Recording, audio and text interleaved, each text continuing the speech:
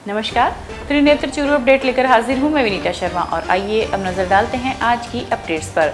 जिला कलेक्टर सिद्धार्थ सिन्हा की पहल पर आजीविका और स्कूल शिक्षा विभाग के सहयोग से जिले में शुरू किए गए कंप्यूटर सखी नवाचार के अंतर्गत आज जिले भर में विभिन्न अधिकारियों ने स्कूलों में चल रहे कंप्यूटर एवं इंटरनेट प्रशिक्षण का अवलोकन किया। इसी सिलसिले में जिला कलेक्टर सिद्धार्थ सिन्हा ने स्वयं बूटिया स्थित राजकीय उच्च माध्यमिक विद्यालय में चल रहे प्रशिक्षण में पहुंचे और कंप्यूटर सीख रही महिला स्वयं सहायता समूह सदस्यों से इस बारे में संवाद कर फीडबैक लिया।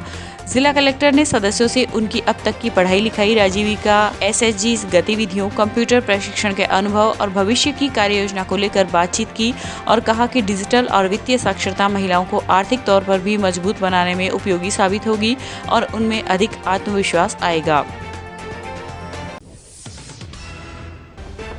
वहीं जिला प्रशासन की पहल पर शुरू हुए नवाचार कंप्यूटर सखी के तहत आज एसडीएम विजेंद्र सिंह ने रतनगढ़ तहसील के गांव भरपालसर व सिमसिया में कंप्यूटर सीख रही संभागियों से वार्ता कर प्रशिक्षण का अवलोकन किया। आजीविका व स्कूल शिक्षा विभाग के सहयोग से शुरू हुए इस नवाचार के अंतर्गत एसडीएम ने महिला स्वयं सहायता समूह के सदस्यों से चर्चा कर योजना का फीडबैक लिया। इस अवसर पर उन्होंने कहा कि स्वयं सहायता समूह की महिलाओं को डिजिटल व वित्तीय साक्षरता महिलाओं को आर्थिक तौर पर भी मजबूत बनाने में उपयोगी साबित होगी। उन्होंने बताया कि इस प्रशिक्षण में कंप्यूटर, इंटरनेट के साथ साथ वित्तीय लेन देन के लिए विभिन्न ऑनलाइन प्लेटफॉर्म के बारे में जानकारी भी जाएगी। चूरू के सुभाष चौक पर गंदे पानी की निकासी नहीं होने की वजह से नगर परिषद के खिलाफ आज आमजन ने चक्का जाम किया व धरना प्रदर्शन कर नगर परिषद के खिलाफ नारेबाजी की। इस दौरान उप नेता प्रतिपक्ष और चूरू विधायक राजेंद्र राठौड़ मौके पर पहुंचे तथा नगर परिषद पर भ्रष्टाचार का आरोप लगाते हुए कहा कि मोटरों के नाम पर भ्रष्टाचार हुआ है व मोटरें चलाई बिना डीजल का पैसा उठाया गया है। साथ ही मानसून पूर्व नालों की सफाई नहीं होने से आमजन को नारकीय जीवन जीना पड़ रहा है। के लोगों ने सड़क को जाम करके धरना करके मुझे बुलाया है। नारकीय जीवन हम देख रहे हैं। नगर परिषद ने मोटरों के नाम पर भ्रष्टाचार कर लिया, मोटरें चलाई नहीं, डीजल के नाम पर चोरी कर ली, बरसात से पहले नालियों की सफाई की नहीं और सिर्फ चांदी कूटने में नगर परिषद लगी है। अभी जिला कलेक्टर को हम 3 बजे ज्ञापन देंगे, उसके बाद अगर नहीं माना तो अनिश्चितकालीन के लिए यहाँ चक्का जाम करेंगे, सड़क जाम करेंगे। रतनगढ़ तहसील के गांव चैनपुरा में 125 दिन से चल रहा धरना आज समाप्त हो गया। कांगड़ पंचायत के खिलाफ किए गए भ्रष्टाचार की जांच की मांग को लेकर 5 मार्च से धरना शुरू किया गया था, जिसे 3 दिन पहले आमरण अनशन में बदल दिया गया। पिछले 3 दिनों से एडवोकेट प्रदीप जानी आमरण अनशन पर बैठे थे, जिनकी आज डॉक्टर एकता बसेरा द्वारा स्वास्थ्य की जांच भी की गई। स्वास्थ्य में गिरावट आने के बाद सहायक ग्राम विकास अधिकारी लक्ष्मी नारायण सैनी व सहायक अभियंता महेश अजाड़ीवाल ने आमरण अनशन पर बैठे एडवोकेट से वार्ता की। वार्ता के दौरान गंदे व बरसाती पानी की निकासी करवाने एवं भ्रष्टाचार के आरोपों की जांच करने के लिए कमेटी का गठन कर जांच करवाने का आश्वासन दिया, जिस पर सहमति बनने के बाद जूस पिलाकर अनशन को समाप्त करवाया गया। जिले में आज मातृ एवं शिशु स्वास्थ्य पोषण दिवस पर चिकित्सा विभाग की ओर से टीकाकरण सत्रों का निरीक्षण किया गया। सीएमएचओ डॉक्टर मनोज शर्मा ने बताया कि प्रत्येक गुरुवार को मातृ शिशु स्वास्थ्य एवं पोषण दिवस का आयोजन किया जाता है। चूरू बीसीएमओ डॉक्टर जगदीश सिंह भाटी व यूएनडीपी के योगेश कुमार शर्मा तथा खंड कार्यक्रम प्रबंधक ओम प्रकाश प्रजापति द्वारा नियमित टीकाकरण के अंतर्गत आज टीकाकरण सत्रों का सुपरविजन किया गया। इस दौरान उन्होंने सामुदायिक स्वास्थ्य केंद्र रतनगर में टीकाकरण सत्र को देखा तथा हेड काउंट सर्वे के बारे में जानकारी ली। रतनगढ़ के राजकीय जालान कॉलेज में प्रवेश लेने वाले छात्र 9 जुलाई तक ऑनलाइन आवेदन कर सकते हैं। प्रोफेसर केसी जोशी ने बताया कि आयुक्तालय कॉलेज शिक्षा राजस्थान के द्वारा निर्धारित किए गए कार्यक्रम के अनुसार प्रथम वर्ष कला, विज्ञान व वाणिज्य वर्ग में प्रवेश लेने वाले विद्यार्थी ई मित्र के माध्यम से 9 जुलाई तक आवेदन कर सकते हैं। इनकी वरीयता सूची व प्रतीक्षा सूची का प्रकाशन 13 जुलाई को किया जाएगा और 18 जुलाई तक ऑनलाइन फीस जमा होगी। कॉलेज में प्रथम, द्वितीय वर्ष तथा एमए प्रवेश के नियमित विद्यार्थियों को अगली कक्षा में प्रवेश के लिए 31 जुलाई तक ऑनलाइन फीस जमा करवानी है।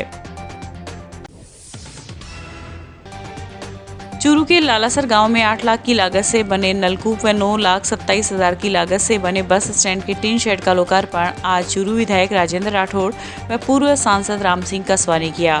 राठौड़ ने कहा कि विकास का नाम ही भाजपा है। राजस्थान के ग्रामीण क्षेत्रों में भाजपा के राज में विकास की गंगा बहाई गई है। वर्तमान कांग्रेस सरकार के राज में विकास के नाम पर कोई कार्य नहीं हुए हैं, बल्कि कांग्रेस के राज में आए दिन दलित महिलाओं पर अत्याचार हो रहे हैं। इस अवसर पर पूर्व जिला प्रमुख हरलाल सहारण, जिला प्रमुख वंदना आर्य, प्रधान दीपचंद राहड़ आदि उपस्थित रहे। ग्राम पंचायत लालासर के अंदर आज एक शानदार चौपाल का उद्घाटन हुआ है। उद्घाटन के मौके पर गांव की मांग के अनुसार एक और टीन सेट की घोषणा विधायक विकास कोष से हुई है, सांसद कोष से हुई है। इस गांव में जितने भी काम हुए हैं भारतीय जनता पार्टी के कालखंड में हुए हैं। ये गाँव इन वर्षों में इनमें विकास के काम कम हुए थे, अब हमारे के कोटे से विकास के काम को गति देंगे। जिला कलेक्टर सिद्धार्थ सिहाग माह के प्रथम गुरुवार को होने वाली ग्राम पंचायत स्तरीय जन सुनवाई में आज ग्राम पंचायत बूंटिया और भामासी पहुंचे तथा लोगों की समस्याएं सुनी। दोनों ग्राम पंचायतों में राजीव गांधी IT सेंटर पर हुई इस जन सुनवाई में पुलिस अधीक्षक D आनंद, तहसीलदार धीरज झाझड़िया सहित अधिकारीगण मौजूद रहे। जिला कलेक्टर ने इस दौरान तसल्ली से विभिन्न विभागों की ओर से संचालित सेवाओं, सुविधाओं और योजनाओं के संबंध में ग्रामीणों से फीडबैक लिया और ग्रामीणों की समस्याएं सुनकर मौके पर ही उनके निस्तारण के लिए अधिकारियों को निर्देश दिए। ग्रामीणों ने पेयजल, पशुपालन, बरसाती पानी की निकासी से जुड़ी अपनी समस्याएं जिला कलेक्टर को बताई। जिला कलेक्टर ने कहा कि शासन प्रशासन आमजन की समस्याओं की जन सुनवाई के लिए बेहद संवेदनशील है तथा आमजन की जन सुनवाई के लिए इस त्रिस्तरीय व्यवस्था के अलावा अनेक प्लेटफॉर्म मुहैया करवाए जा रहे हैं। जिला परिषद के अतिरिक्त मुख्य कार्यकारी अधिकारी हरिराम चौहान ने आज घांगू ग्राम पंचायत मुख्यालय पर ग्राम पंचायत स्तरीय जन सुनवाई में लोगों की समस्याएं सुनी और विभिन्न विकास कार्यों का निरीक्षण किया। चौहान ने ग्राम पंचायत में लोगों की समस्याएं सुनी और ग्रामीणों से कहा कि राज्य सरकार ग्रामीणों की समस्याओं के समाधान के लिए अत्यंत गंभीर है तथा इसी सिलसिले में प्रत्येक माह 3 स्तरों पर जन सुनवाई की व्यवस्था की गई है। इसके अलावा भी अनेक माध्यम हैं जिनसे कोई भी व्यक्ति अपनी समस्याएं संबंधित विभाग तक पहुँचा सकता है। उन्होंने इस दौरान ग्रामीणों से स्वच्छ भारत मिशन में सहयोग का अनुरोध किया और राज्य सरकार की विभिन्न योजनाओं का जागरूक रहकर लाभ उठाने के लिए कहा। सरपंच विमला देवी ने ग्राम पंचायत की ओर से कराए गए विकास कार्यों की जानकारी दी। जनसंघ के संस्थापक व शिक्षाविद डॉक्टर श्यामा प्रसाद मुखर्जी की जयंती पर बुधवार को राजलदेसर भाजपा नगर मंडल की ओर से महर्षि दधीची आश्रम में उनके चित्र पर पुष्प अर्पित करके श्रद्धासुमन अर्पित किए गए। इस दौरान भाजपा नगर अध्यक्ष पवन बोथरा ने मुखर्जी द्वारा देश सेवा में किए गए कार्य को विस्तार से बताया, साथ ही उनके आदर्श पद चिन्हों पर चलने का आग्रह किया गया। इस अवसर पर पार्षद कुलदीप स्वामी, इंद्र चंद्र देवड़ा, नेता प्रतिपक्ष दीनदयाल स्वामी सहित अनेक कार्यकर्ता उपस्थित थे। आज जनसंघ के स्थापक सदस्य डॉक्टर श्यामा प्रसाद मुखर्जी की जन्म जयंती है।